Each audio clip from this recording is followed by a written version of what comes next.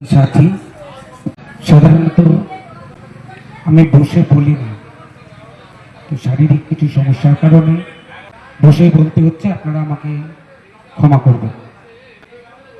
বিষয় হচ্ছে, আমাদের মঞ্চ সকাল 11:30 থেকে আমরা শুরু করেছি। এখানে অনেকে আসছেন, চলে যাচ্ছেন, থাকছেন। আমরা যতটা পারছি আমাদের যে সাথীরা আসছেন তাদের ব্যবস্থাপনা ঠিকঠাক রাখার জন্য, আর সে বিষয়ে আমাদের অরুণদা সম্পূর্ণভাবে সেগুলোকে দেখভাল করছে। আমরা ইতিমধ্যে জানেন, ট্রেনের বিষয়টা আপনাদের বলে দিয়েছি, সম্পূর্ণ ফ্রি।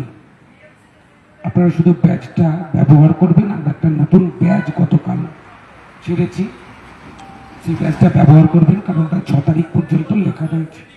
আপনাদের হয়তো জানতে ইচ্ছা করছে যে আজকে তৃতীয় দিনের আমাদের অবস্থান বিক্ষোভ চলছে, তার কি আপডেট। সে আপনারা হয়তো অনেকেই আসতে চাইছেন, মঞ্চে আসতে পারছেন না বিভিন্ন সমস্যার কারণে।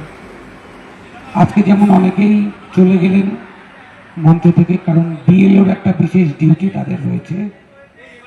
গতকাল কিছুজন গেছে সন্ধ্যার দিকে, আজকে কোনো একটা চাকরির পরীক্ষা আছে, ঠিক সে কারণে চলে গেছে। ফলে আমাদের দায়িত্বগুলো যেরকম আছে সেগুলো আমাদের পালন করতে হয়, সে কারণে আমাদের সেদিকটাও নজর রাখতে হচ্ছে। আমরা পুরোপুরি স্কুলকে ছেড়ে সত্যিই আমরা আসতে পারি না, কিন্তু আগামীকাল এমন একটা দিন আমরা স্থির করেছি, যে দিনটাতে আমাদের প্রকল্প আধিকারিক মহাশয় তিনি আমাদের প্রতিনিধিদের সঙ্গে সাক্ষাৎ করবেন, সেটা তিনি বলেছেন। তার যে ফর্মালিটিস সেটা আমরা ইতিমধ্যে মেনটেন করেছি। পুলিশের তরফ থেকে আমরা মিছিলের অনুমতি চেয়েছি, এখনো পর্যন্ত কোনো রিপ্লাই আমরা পাইনি। আমরা ফোন খুলেই রেখেছি, তাদের ইমেলের অপেক্ষায় আছি। আমরা ইতিমধ্যে সেটা ঘোষণা করে দিয়েছি, পিএনবি মোড় থেকে বিকাশ ভবন পর্যন্ত আমরা একটা মহা মিছিল করব। সেখানে আসার জন্য আপনারা মুখিয়ে আছেন। সারা পশ্চিমবঙ্গের কোনায় কোনায় থেকে পার্শ্ব শিক্ষকরা আসার জন্য ইতিমধ্যে মত প্রকাশ করছেন। সেটা আমরা সোশ্যাল মিডিয়ার মাধ্যমে, ফোনের মাধ্যমে আপনারা দেখতে পাচ্ছি, শুনতে পাচ্ছি। আপনারা আসুন। আগামীকাল দিনটা আরো একটা বিশেষ দিন বলে শোনা যাচ্ছে, সেটা হচ্ছে মমতা বন্দ্যোপাধ্যায় সরকারের যে 15 বছরের সরকার, তার শেষ ক্যাবিনেট বৈঠকও রয়েছে। আমরা সেদিকেও আশা রাখব, সেদিকেও আমাদের নজর থাকবে। আমরা আগামীকাল যেমন ঠিক র্যালি করব, র্যালির পাশাপাশি আমরা একটা অবস্থানও করব বিকাশ ভবনের সামনে, বা পুলিশ যেখানে আমাদের বসার সুযোগ দেবে সেখানে। যদি কোথাও বসার সুযোগ না দেয়, সেক্ষেত্রে আমাদের অবস্থান মঞ্চ তো রয়েছে, আমরা সেখানে এসেই বসবো। কিন্তু লড়াইটা চলবে। একদিকে আমাদের প্রতিনিধিরা যেরকম এসপিডি সাহেব, তার যে বার্তা, তার যে কথা, আগের দিনের যেখানে তার সঙ্গে কথা শেষ হয়েছে, আলোচনা শেষ হয়েছে, সেখান থেকেই আগামীকাল আলোচনা শুরু হবে। সেই আলোচনাতে যদি আমরা সন্তোষজনক উত্তর পাই তাহলে তো খুবই ভালো, আর যদি সেটা না হয়, তার জন্য যেটুকু প্রতিবাদ করা দরকার, পার্শ্ব শিক্ষক ঐক্যমঞ্চ যেমনভাবে প্রতিবাদের ধারা বহন করে এসেছে দীর্ঘদিন ধরে, তার উন্নতা হবে না। আমি বাংলার আপামর পার্শ্ব শিক্ষকদের কাছে একটা কথা বলব, সেটা হচ্ছে দীর্ঘ প্রায় 5 বছর, মানে 22 সালের মার্চ মাসে পার্শ্ব শিক্ষক ঐক্যমঞ্চ শেষ রাস্তায় নেমেছিল।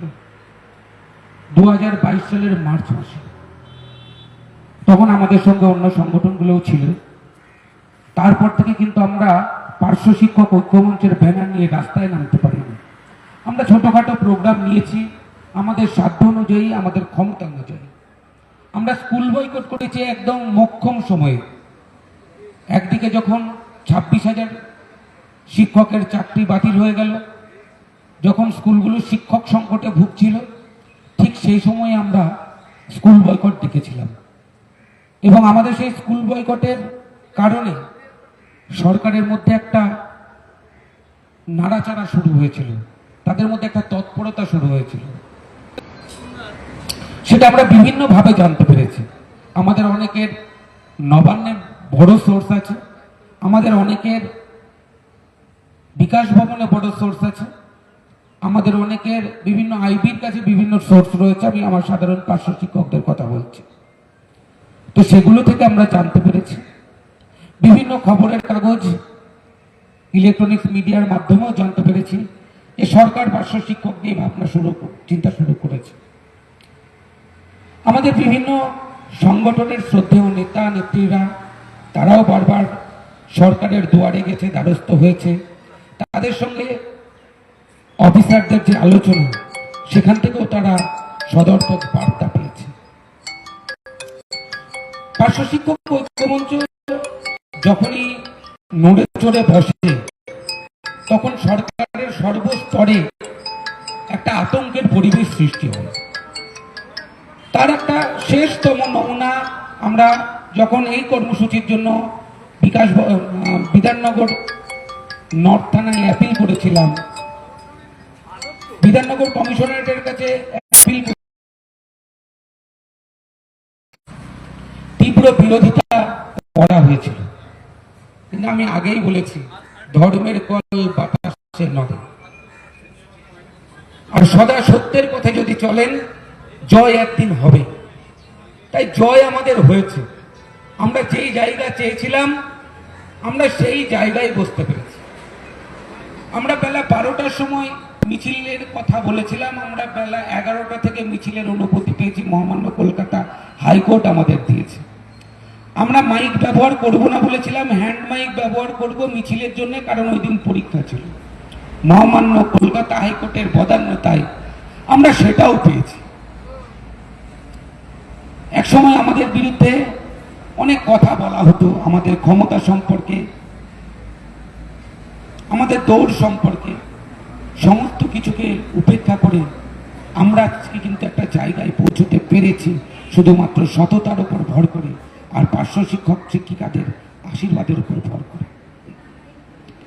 আমি আপনাদেরকে বলতে চাই, গতকাল শ্রাবণ দিদিরা একটা স্লোগান দিচ্ছিল, দাবি যদি ন্যায্য হয়, যুদ্ধ শেষে আসবে জয়। আমি তাদেরকে বলতে চাই, দাবি আমাদের ন্যায্য, তাই যুদ্ধ শেষে আসবে জয়। আমাদের দাবি একদম 100% ন্যায্য, কোনো খাদ নেই। তাই জয়ী আমরা হবই। সে আজ হোক, কাল হোক, আর পরশু হোক, জিতবো আমরা অবশ্যই। আর এই লড়াইয়ের মধ্যে দিয়েই আমরা জয়ের হাতছানি দেখতে পাচ্ছি। একদিকে যখন দুয়ারে ভোট, আমাদেরকে অনেকে বলেছিল ভোট ঘোষণা হয়ে যাবে, কিছু হবে না। আমি তাদেরকে অনুরোধ করব, ভোট ঘোষণার এখনো অনেক দেরি আছে। আপনারা মঞ্চে আসুন, এই কটা দিন মঞ্চে থাকুন, মঞ্চটাকে ভরিয়ে তুলুন। দেখুন, দাবি আমাদের ন্যায্যতাই, যুদ্ধ শেষে আসবে জয়। দাবি নিয়ে আমাদের সঙ্গে কারোর কোনো আপোষ নেই। দাবি আমাদের একটাই, বেতন কাঠামো, পার্শ্ব শিক্ষকদের পে স্কেল দিতেই হবে। আর যতক্ষণ পার্শ্ব শিক্ষকরা পে স্কেল না পাবে, ততক্ষণ পার্শ্ব শিক্ষক ঐক্যমঞ্চের এই ব্যানার চলতে থাকবে, আমাদের ঝান্ডা দুলতে থাকবে, উঠতে থাকবে, পার্শ্ব শিক্ষকরা গজরাতে থাকবে।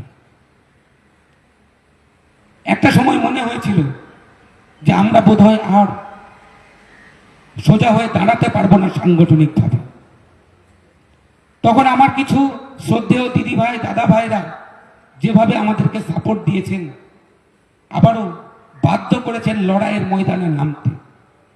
যখন আমাদের শ্রদ্ধেয় নেতারা, অবশ্য প্রত্যেকেই আমার থেকে বর্ষিয়ান, তাবর তাবর নেতা, লড়াইয়ের সঙ্গী, বড় বড় লড়াই যারা করেছে, তারা যখন এক প্রকার এই সরকারের কঠোর মনোভাবের কাছে তারা সর্বশক্তি দিয়ে লড়াই করেও যখন তারা এক প্রকার স্যারেন্ডার করেছেন, আত্মসমর্পণ করেছেন, ঠিক সেখান থেকে দাঁড়িয়ে গর্জে উঠেছে, মাটি ভেদ করে উঠেছে পার্শ্ব শিক্ষক ঐক্যমঞ্চের এই ব্যানার। আর এই ব্যানার আবারও গোটা রাজ্যের 40,000 পার্শ্ব শিক্ষককে বাঁচার প্রেরণা জুগিয়েছে, তাদেরকে বাঁচার রাস্তা দেখিয়েছে, তাদের ভরসা দিয়েছে যে না, আমি আছি, পার্শ্ব শিক্ষক ঐক্যমঞ্চ, আমরা এখনো বেঁচে আছি, আমরা তোমাদের মরতে দেব না, আমরা তোমাদের বাঁচানোর রাস্তা দেখাবো, বাঁচার পথ আমি তোমাদের জন্য তৈরি করব, আমি তোমাদের রচনা করছি জীবিত থাকার জন্য। যারা জীবন সংগ্রামের প্রতিনিয়ত লড়াই করছেন। গতকালও আমার কাছে এক বন্ধু ফোন করেছিলেন, তার পরিবার ফোন করেছিলেন, একজন পার্শ্ব শিক্ষকের পরিবার, যে দাদা মাইনাটা এখনো হয়নি কেন? আমি তাকে বললাম সিস্টেমের কিছু পরিবর্তন আসতে সপ্তাহখানিক দেরি হতে পারে। সে ভদ্রমহিলা প্রায় কাঁদো কাঁদো অবস্থায় বললেন, দাদা তাহলে কি করে সংসারটা চালাবো এই কদিন? আমি তাকে তার কোনো উত্তর দিতে পারিনি। তারপরে ভদ্রলোক ফোন ধরে খানিকক্ষণ তার কষ্টের কথা বললেন।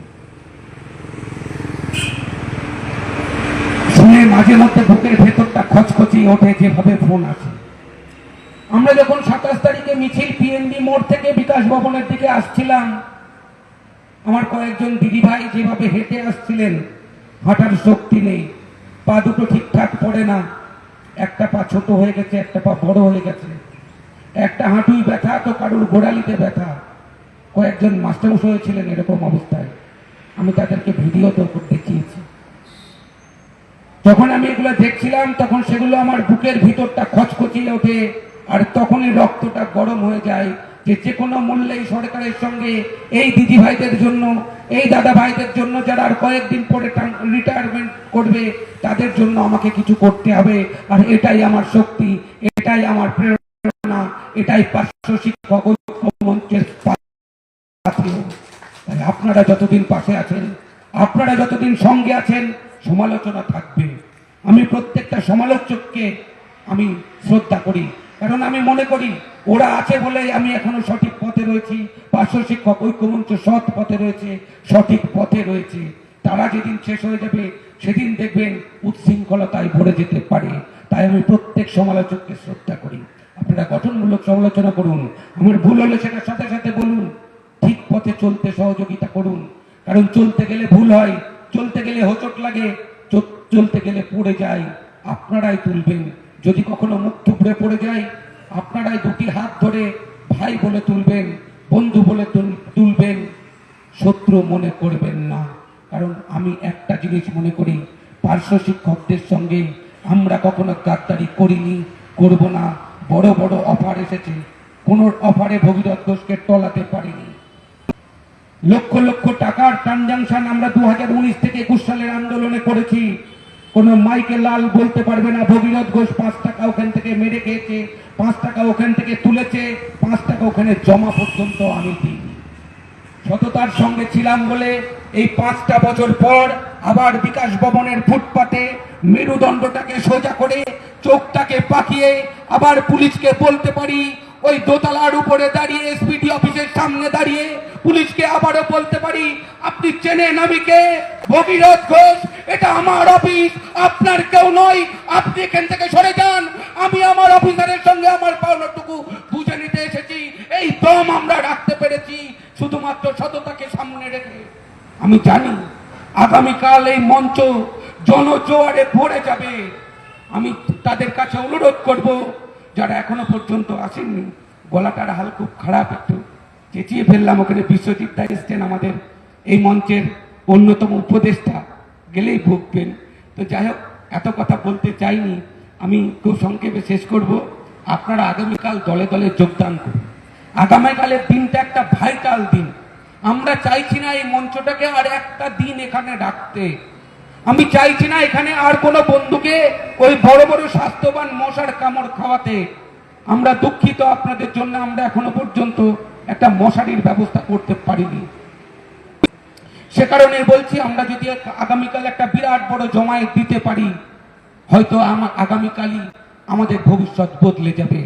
আর সেদিন যারা মিছিলে হেঁটেছেন, ওই যে দিদি ভাই দাদা ভাইদের কথা বলছিলাম, আমি তাদেরকে এই মঞ্চে দাঁড়িয়ে কথা দিচ্ছি, আগামীকাল না হোক, পরশু হোক, তারপরের দিন হোক, যেদিনই হোক, আপনাদের জন্য 1 টাকা হলেও ভাতা বৃদ্ধি করে তবে এই মঞ্চ ছাড়বো। তার আগে পর্যন্ত এই মঞ্চ ছাড়বো না। শুধু আপনারা সহযোগিতা করুন, লড়াইয়ের সঙ্গে থাকুন, পাশে থাকুন, সাথে থাকুন। এই অনুরোধ আমি আপনাদের কাছে করজোড়ে করছি। হয়তো আপনার সংসারটা চলে যাবে, আমারও এখন শারীরিক সক্ষমতা যতটা আছে আমার দুটো সন্তান নিয়ে সংসার চালিয়ে যেতে পারবো। কিন্তু হাজার হাজার পার্শ্ব শিক্ষক পরিবার আছে যারা চলতে পারছে না, চিকিৎসা করাতে পারছে না, ওষুধ কেনার ক্ষমতা নেই, সে নিজের হোক বা পরিবারের হোক। তাদের মুখের দিকে তাকিয়ে আপনারা আসুন, এ মঞ্চ ভরিয়ে দিন, লড়াই করুন, চোখে চোখ রেখে লড়াই করুন।